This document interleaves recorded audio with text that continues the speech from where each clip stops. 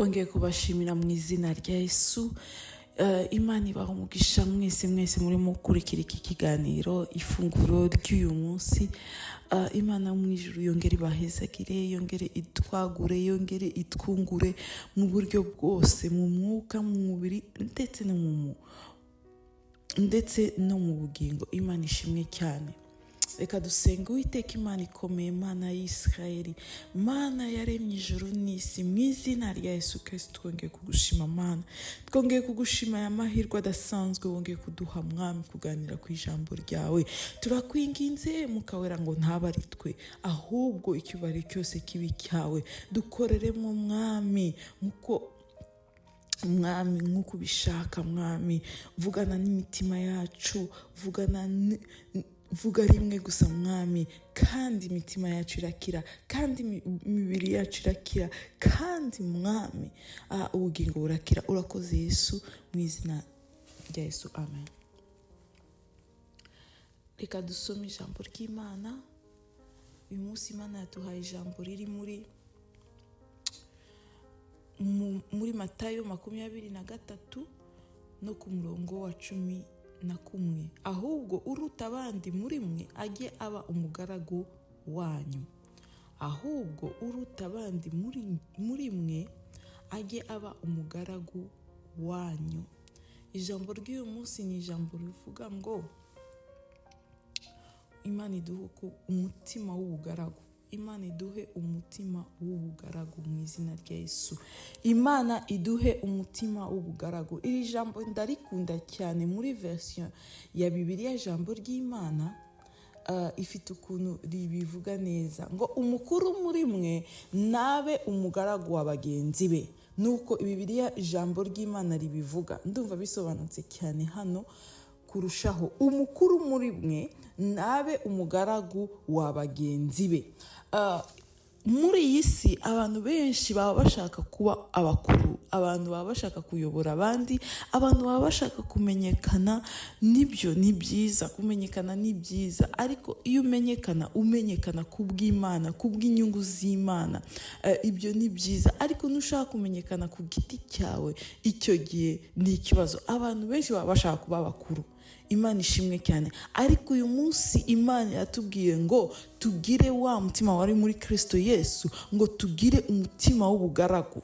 Imana ishimwe cyane. Umutima w'ubugaragu kuko Yesu ntiyatekereje yuko guhwanya n'Imana ari byo by'agaciro, ahubwo yicisha bugufi, ava muri kamere y'ubumana, ava mu bwiza bwo mu ijuru, aza muri iyi si kugira ngo yicishe bugufi, abe umugaragu w'imbata. Umugaragu w'imbata niwe muntu wo hasi cyane, usuzuguritse cyane mu Bisirayeli. Niwe muntu wari uri hasi w'abandi bose. Imana ishimwe cyane. Rimwe abigishwa be aribo Yakobo na Yohana, bakundaga kubita abana b'inkuba, baramwegereye Yesu, baramwongorera, baramubwira ngo turashaka kugusaba ikintu, kandi ikintu dushaka kugusaba ubanze uyitwemerere tutaranagusaba, ubanze uyitwemerere tutaranakubwira icyo ari cyo, ubanze utwemerere icyo dushaka kugusaba. Yesu arababwiye ngo yego nta kibazo, mubanze mubivuge. Baramubwira ngo uzatwemerera, uzabikunde yuko ubwami bwawe nibuza, ngo umwe azajye yicare iburyo bwawe, n'undi yicare ibumoso bwawe. Urumva, bari bafite ikintu kiba mu mitima y'abantu benshi, kiba mu mitima y'abantu hafi bose. Bari bafite ikintu cyo gushaka kuba bakuru, bari bafite ikintu cyo gushaka gukomera, bari bafite ikintu cyo gushaka kwamamara, bari bafite ikintu cyo kwifuza kumenyekana. Babwira Yesu ngo uzatwemerere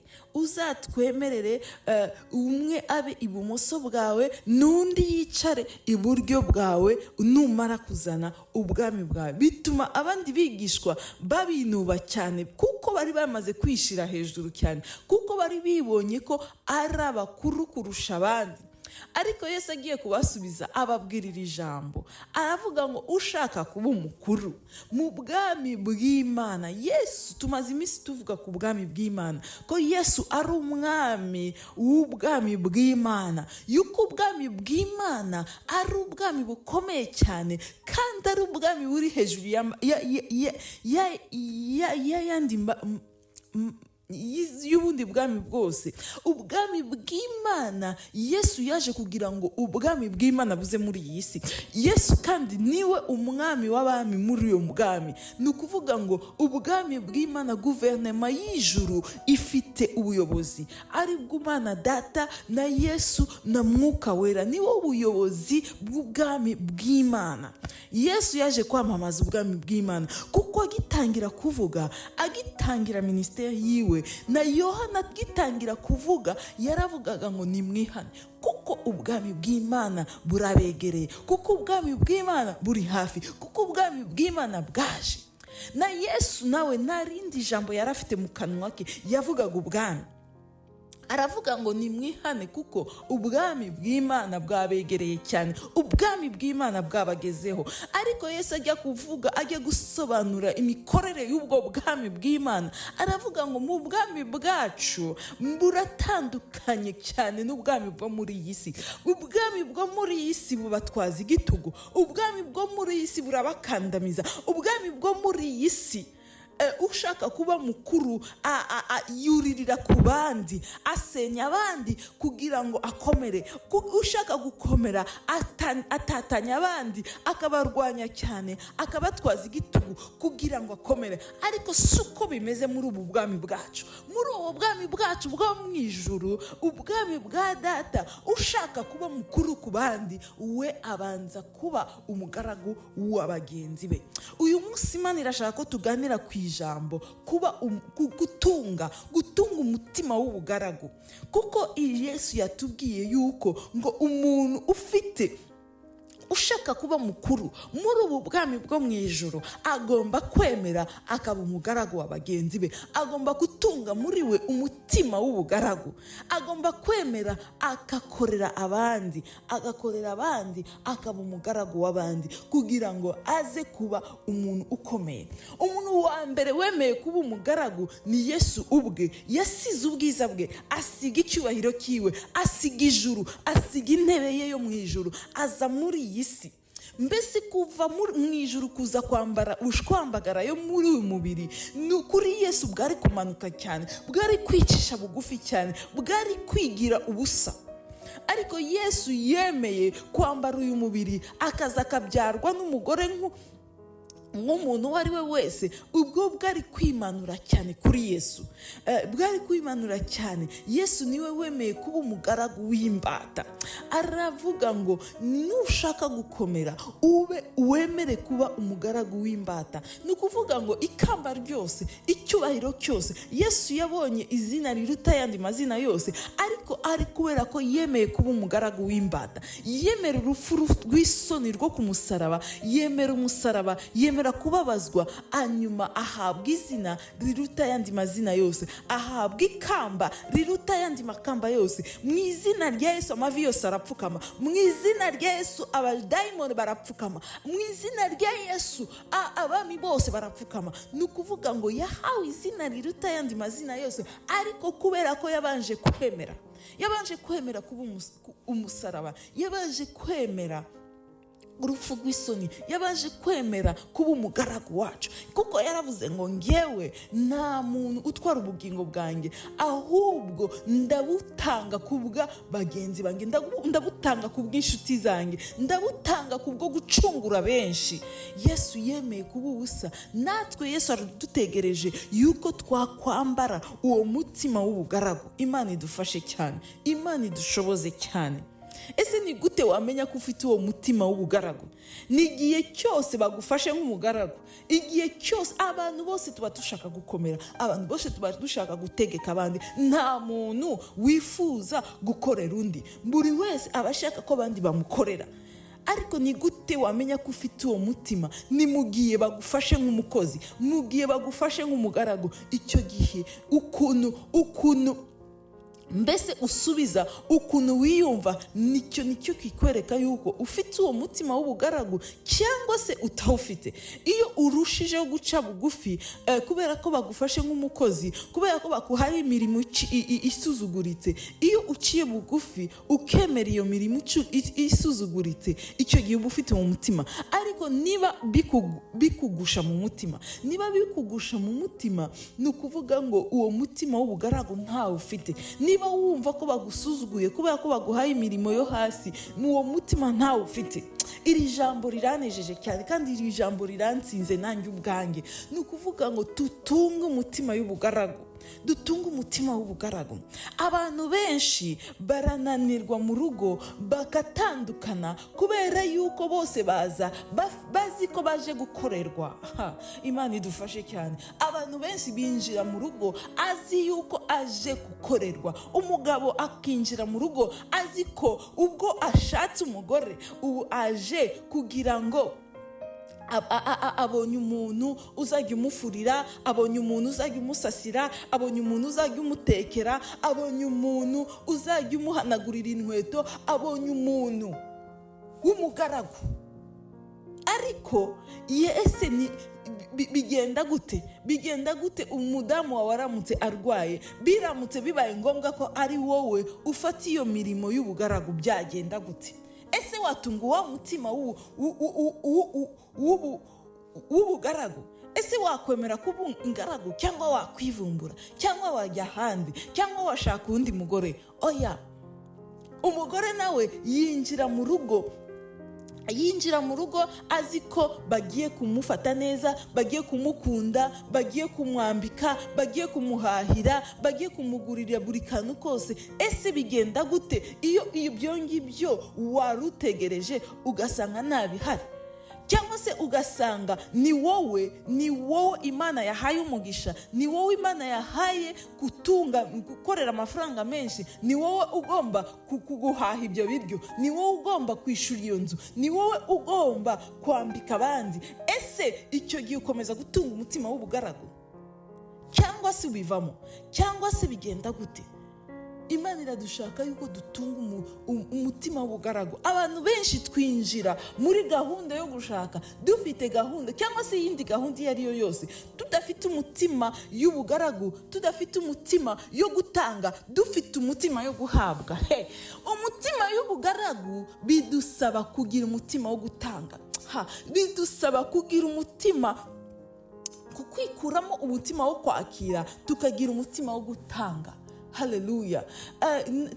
Twarimutse tujya ahandi hantu, tujya mu kindi gihugu, tumara umwaka n'igice tudakora. Twari dutunzwe n'ibyo abantu baduhaga, twari dutunzwe n'ibyo. N'ubwa mbere mu buzima bwanjye nagombaga gukora kugira ngo mbeho, nagombaga gukora kugira ngo nge, nagombaga gukora kugira ngo nture, nagombaga gukora kugira ngo nishurire abana banjye ishuri. Ariko naje kumara hafi imyaka 2 ndi mu buzima bwo kuhabwa. Noneho ngeze muri ubwo buzima, ndangije kuba muri ubu buzima, mbikwamiramo. Ni ukuvuga ngo nanze kuva muri ya mode yo kwakira ngo subire muri ya mode nanjye mbi umuntu w'umumaro ku bandi. Nagiye mu buzima bwo kwakira, nibagirwa ubuzima bwo gutanga. Numva ko abandi bose ari njye bagomba guha. Singire umuntu n'umwe nanjye nitangiraho. Anyuma byasabye yuko mbanza kubitekerezaho, ndabwira Imana ngo Mana, mbabarira, ndagusabye unkure muri iyi mode yo guhabwa, unkure muri mode nakwamiyemo, kuko numvaga naraguye mu mutego kuko ntabwo numvaga uwundi muntu. Nari namaze kumenyera ubwo buzima bwo guhabwa, nari namaze kumenyera ubuzima bwo guhabwa kandi narabwishimiye nanga kubuvamo. Imana ishimwe cyane. Ndashima Imana ko narasenze mbwira Imana, Mana mbabarira umpindure. Ndumva ubuzima ndiho nazi ubwo ari bwo, ndumva narahindutse, ndumva sinzi ahantu ndi, ndumva nkeneye kunkura hano hantu mu buzima bwo guhabwa unshire ahandi hantu, nanjye numve unyereke umuntu n'umwe, unyereke umuntu uwo ari we wese nagirira neza nanjye. Ari igihe tujya gusenga, tukajya nijoro tugasenga, tukabwira Mana abantu bose ubaha umugisha, abantu bose bagirire neza. Ariko se iyo urebye neza mu munsi wawe, ninde muntu wagiriye neza? Ninde muntu wahaye umugisha? Ninde muntu wowe? Ntabwo bisaba ibintu byinshi. Iyo abantu duhorana inzitwazo, tuhona ibyo twitwaza kugira ngo tutagirira. Ubuzima bwa Kristo ntabwo ari ubuzima yo kwitwaza, ukavuga ngo ngewe sinagirira neza mfite abana benshi, undi akavuga ngo ngewe sinagirira umuntu neza mfite nta mwana nabyaye, reka babyaye aba ari bo bagirira abandi neza, ngewe nta kintu Imana yankoreye. Ubuzima bwa Kristo ntabwo ari ubuzima bw'inzitwazo yo kugira icyo witwaza, ukavuga ngo ngewe sinakorera umuntu neza dore nta kazi mfite. Ariko nubwo udafite akazi, byashoboka ko ufite ibiro 2 by'umuceri mu rugo, watanga ikiro kimwe kuri wa wundi udafite na kimwe, hanyuma Imana ukamuhesha umugisha. Ari igihe dusaba abantu tukababwira ngo Imana iguhe umugisha, ariko mu by'ukuri nta muntu n'umwe twabashije natwe guha umugisha. Imana itubabarire cyane, Imana itubabarire cyane, Imana iturinde cyane mu izina rya Yesu. Imana idufashe cyane, Imana idufashe cyane, duhinduke, dutunge umutima w'ubugaragu, dutunge umutima w'ubugaragu. Rimwe rero Yesu hasigaye iminsi mikeya yuko ajya i Yerusalemu, bakamugambanira bakamwica. Yesu bagiye kurya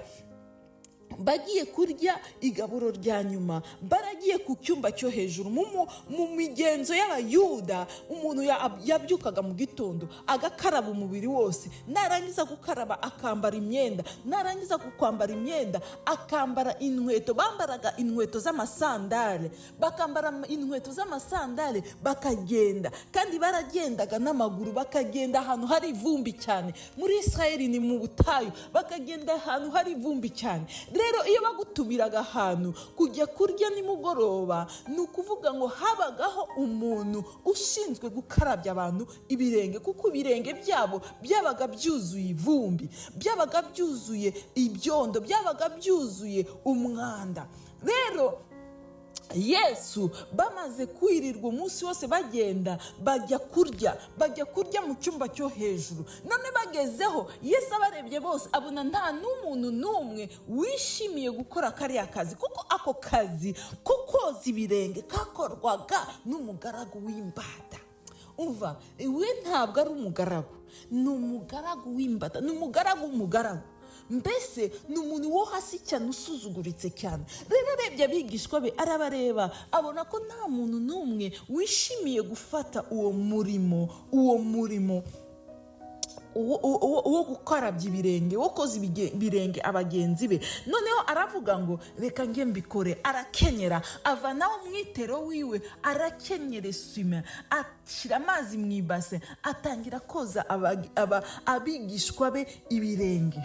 Noneho ageze kuri Petero, Petero aravuga ngo umva, ukuntu nkuzi n'ukuntu ukomeye n'ukuntu tukakwita umwigisha, tukakwita umwami, ni gute wowe wanyoza ibirenge? Uri umuntu ukomeye cyane, niyewe ntabwo nabyemera. Ndamukunda Petero cyane, yaravugaga aho abandi bacecetse, yaratoboraga akavuga aho abandi bose bagize ubwoba. Aravuga ngo ntabwo bishoboka, ngewe ntabwo wanyoza ibirenge, ntabwo wanyoza ibirenge, kuko uri umwami kandi ukaba umwigisha, ukaba n'umwami. Yesu agiye kubakosora, kuko babanje kumwita umwigisha, bamwita umwami nyuma. Aravuga ngo nimunyita umwami mukanamwita umwigisha, umwigisha, Yesu ni umwami. Mbere yo kuba umwigisha, Yesu ni umwami. Iyo Yesu aza kuba umwigisha gusa, naho yari gutandukana n'abandi bakomeye bose, n'abandi bantu babayeho bita bakomeye. Yesu impamvu ari ukomeye nuko arenze ubuhanuzi, arenze kuba umuhanuzi, arenze kuba umwigisha mwiza, arenze ibyo byose. Yesu ni umwami w'abami. Noneho agiye kubabwira, arababwira ngo simunyita umwami mukananyita umwigisha, ariko ibyo ngoze ubu ngubu ntabwo mubizi, ntabwo mubisobanukiwe, ariko hari umunsi muzasobanukirwa. Arababwira yuko muzasobanukirwa ibyo nkora ubu ngubu nimumara kwigira imbere gatoya. Aravuga ngo umva Petero, uyu munsi nutemera ko nkoza ibirenge, nta kintu twaba tugipfanye, nta kintu twaba tugihuriyeho. Petero abonye bimeze gutya, aravuga ngo yego nta kibazo, ntabwo nakwemera guhomba ibyo ngutezeho byose, ibyo wansezeranyije byose, ariko noneho unyoze umubiri wose, nunyoze ibirenge gusa, unyoze umutwe, unyoze amaboko, unyoze umubiri wose. Hanyuma Yesu aramubwira ngo umva, iyo umuntu akarabye mu gitondo, ntabwo aba ashaka, ntabwo aba akeneye kongera gukaraba umubiri wose. Icyo aba akeneye ni uko yakaraba ibirenge gusa. Ni ukuvuga ngo iyo wakijijwe, mu gihe wacumuye, uba ukeneye kwihana. Uba ukeneye kwihana kwavuye mu mago, kwihana yavuye mu bashakanye, kwihana yavuye hagati y'ababyeyi n'abana. Abantu ntabwo bakisabana imbabazi, abantu ntabwo bakivuga ngo mbabarira, abamama ntabwo tukivuga mutware wanjye mbabarira, abapapa ntabwo bakivuga ngo umugore wanjye mbabarira, abana ntibakisaba imbabazi ababyeyi ntibagisaba imbabazi abayobozi ntibakisaba abayoboke babo imbabazi, abayoboke ntibagisaba abapasitori babo imbabazi. Birakwiriye yuko imbabazi kongera kwihana gusubira mu itorero, birakwiriye ko kongera kwihana gusubira mu miryango, birakwiriye yuko kwihana bisubira mu buzima bw'abantu, busubira mu itorero, busubira mu gihugu, busubira ubuzima bwo kwihana.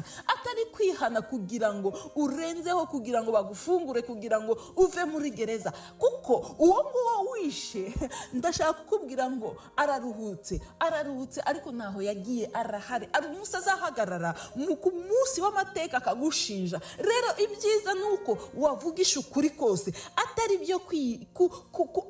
byo kurenzaho kugira ngo ubone avantage runaka, kugira ngo ubone gufungurwa, kugira ngo kwihana kugaruke mu gihugu, kwihana kugaruke mu miryango, kwihana kugaruke mu itorero, kongera kuvuga ngo Imana imbabarire, namwe mumbabarire, Imana yongere iyeze itorero, Imana yongere igirire neza. Yesu aramubwira ngo ibyo ngukoreye uyu munsi ntubasha kubyumva, ariko ari umunsi uzabyumva. Nuko ugomba gutunga umutima w'ubugaragu.